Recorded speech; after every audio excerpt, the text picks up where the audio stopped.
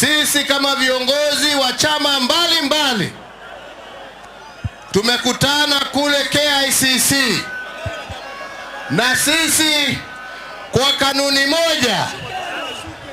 tumesema ya kwamba tunataka candidate ambaye atasimama uchaguzi na kugombania kiti ya urais mwezi wa August, na kwa kauli moja tumeamua ya kwamba huyo si mwingine